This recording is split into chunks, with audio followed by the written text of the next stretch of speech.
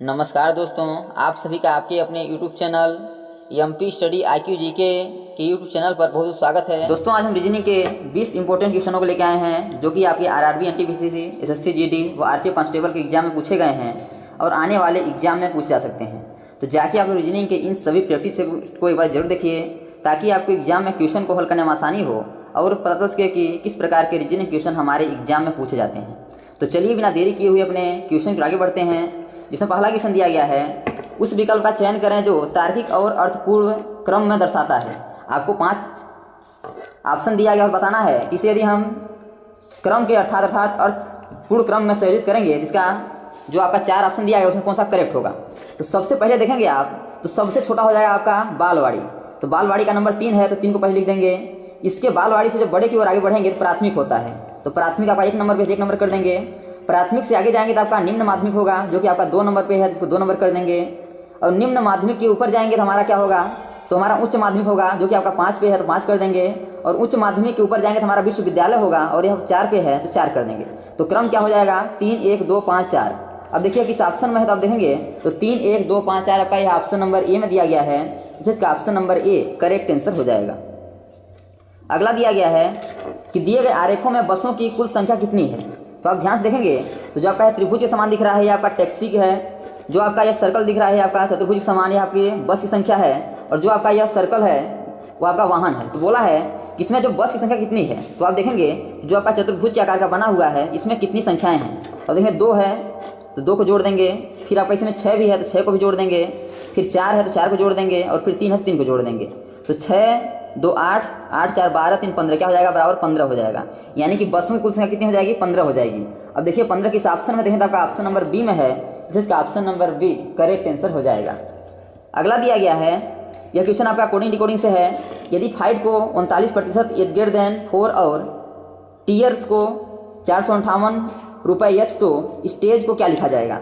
तो जब भी आपको ऐसा क्वेश्चन दिखे क्या करना है, आपको देखना है कि इसमें कॉपीराइट क्या है, यानी कि जिसके लिए जो आपका अक्षर यूज किया है उसी को हम यूज कर देंगे। देखेंगे आप तो इसमें यस है, अब यस के लिए क्या यूज किया है, तो यस की यहाँ देखिए यस है, यस के लिए यस यूज किया है, इसके लिए क्या करेंगे हम यस लिख देंगे।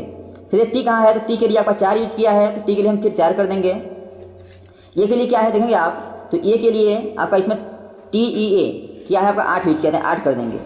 फिर देखिएगा आप जी के लिए क्या है, तो जी के लिए आप देखेंगे तो जी के लिए इसमें प्रतिशत है, यहाँ प्रतिशत लगा देंगे। फिर आपका ई के लिए क्या है, तो ई के लिए देखेंगे तो ई के लिए आपका 5 है, तो H 48% 5 हमारा करेक्ट आंसर होगा। अब देखिए किस ऑप्शन में है, देखेंगे तो आपका H 48% 5 ये आपका ऑप्शन नंबर बी में दिख रहा है, इसलिए इसका ऑप्शन नंबर जो बी है ये आपका करेक्ट आंसर हो जाएगा। नेक्स्ट दिया गया है, यह क्वेश्चन आपका कथन से है। कथन है आपका कि सभी कुत्ते काले हैं और दूसरा कथन है कि सभी बिल्लियाँ सफ़ेद हैं। तो इस कथन को आपको समझना है और समझ के आपको आंसर देना है। तो कथन को समझने के लिए पहले आपको वेन डायग्राम बनाना पड़ेगा। तो चलिए वेन डायग्राम बनाते हैं। सभी कुत्ते काले हैं, यानी जितने भी कुत्ते हैं, यानी जितने भी कुत्ते हैं क्या है, काले हैं, तो काले के अंतर्गत हो जाएंगे, यानी कि काले के अंतर्गत हो जाएंगे। काले को हम कैसे दर्शाते हैं, फिर बोला है सभी बिल्लियाँ सफ़ेद हैं, यानी जितने भी कैट हैं ना वो क्या है, सफ़ेद हैं, यानी कि सफ़ेद के अंतर्गत हो जाएंगे। तो अब देखिएगा निष्कर्ष क्या बोला है कि कोई जानवर बुरा नहीं है। देखेंगे तो आपका बिल्ली और कुत्ते काले हैं और बिल्ली सफ़ेद है, तो कोई जानवर बुरा नहीं है, ये आपका सही गलत है। ये आपका कोई जानवर बुरा नहीं है, ये आपका सही है, यानी कोई जानवर बुरा नहीं है। फिर देखिएगा कुछ जानवर काले और कुछ सफ़ेद हैं, तो यह भी आपका सही है कि कुछ जानवर काले भी हैं, यानी काले क्या है, काले कुत्ते हैं और आपके सफ़ेद आपकी बिल्लियाँ हैं, ये आपका सही बोल रहा है। फिर देखिएगा सभी जानवर या तो काले हैं या सफ़ेद हैं, तो सभी जानवर नहीं हैं काले सफ़ेद, ये आपका गलत हो जाएगा। फिर देखिएगा निर्धारित नहीं किया जा सकता है, तो ये आपका गलत हो जाएगा, निर्धारित नहीं किया जा सकता क्योंकि निर्धारित किया जा सकता है। अब ऑप्शन नंबर ये देखते हैं कि कोई जानवर बुरा नहीं है, ये आपका गलत हो जाएगा क्योंकि कोई जानवर उसमें बुरे हैं, तो ऑप्शन नंबर जो बी है ये आपका करेक्ट आंसर हो जाएगा। अगला दिया गया है, यह क्वेश्चन आपका ब्लड रिलेशन से है और इशारे से है। क्वेश्चन है कि एक महिला की तस्वीर की ओर इशारा करते हुए राम ने कहा कि वह मेरी माँ की बेटी की बहन है, वह महिला राम से किस प्रकार संबंधित है। तो जब भी आपको ऐसा क्वेश्चन दिखे क्या करना है, आपको ध्यान समझना है। मान लेते हैं आपकी एक महिला हो गई और वह तस्वीर की इशारा करते हुए कहती है, यानी कि राम ने क्या कह रहा है, बोला है कि राम ने कहा कि वह मेरी माँ की बेटी की बहन है।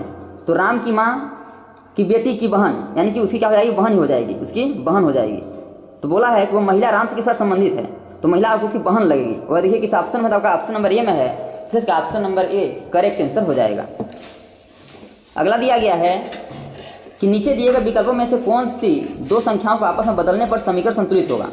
7 - 8 गुणे 0 + 9 = 2। बताना है कि आपको जो 4 ऑप्शन दिया गया है उसमें किस ऑप्शन के हम संख्याओं को बदल दें कि हमारा आंसर बराबर 2 आ जाए।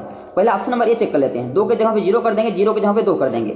तो देखिएगा 7 - 8 गुणे 0 के जगह पे 2 कर देंगे, 2 + 9 और 2 के जगह पे क्या करना है, हमें 0 कर देना है, बराबर 0। अब इसे हम बोर्ड मास रूल से हल करेंगे तो बोर्ड मास रूल क्या होता है, पहले डिवाइड करेंगे तो डिवाइड में है नहीं, फिर गुणा कर देंगे। तो 7 - 8 × 16 + 9 = 0। फिर क्या करेंगे, इसमें जोड़ देंगे तो 7 और 9 क्या हो जाएगा आपका 16 हो जाएगा। 16 और यह -16 या आपका +16 बराबर क्या होगा 0। तो प्लस माइनस माइनस कट जाएगा बराबर 0 आएगा। यानी कि यह किस ऑप्शन से यदि चिन्हों को चेंज करें दाब रहा है तो ऑप्शन नंबर ए में जो संख्या दिए गए हैं आपस में चेंज कर दे रहे हैं तो हमारा 0 आ रहा है, इसलिए इसका option number A correct answer हो जाएगा। अगला दिया गया है कि निम्नलिखित अक्षर श्रृंखला श्रेणी को पूर्ण कीजिए। आपको एक श्रेणी दिया गया है MNO खाली स्थान MN, फिर डबल खाली स्थान है MN, खाली स्थान P, फिर खाली स्थान है OP।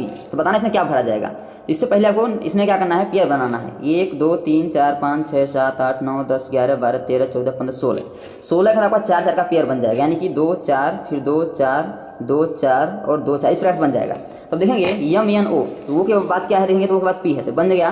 तो MNOP इसका सीरीज चलेगा। तो MN यहाँ O हो जाएगा, फिर P हो जाएगा, फिर देखिएगा MNO हो जाएगा, फिर P हो जाएगा, फिर MNOP। यानी भरे क्या है, देखिए P भरे हैं, O भरे हैं, P भरे हैं, फिर O भरे हैं, फिर M और N भरे हैं।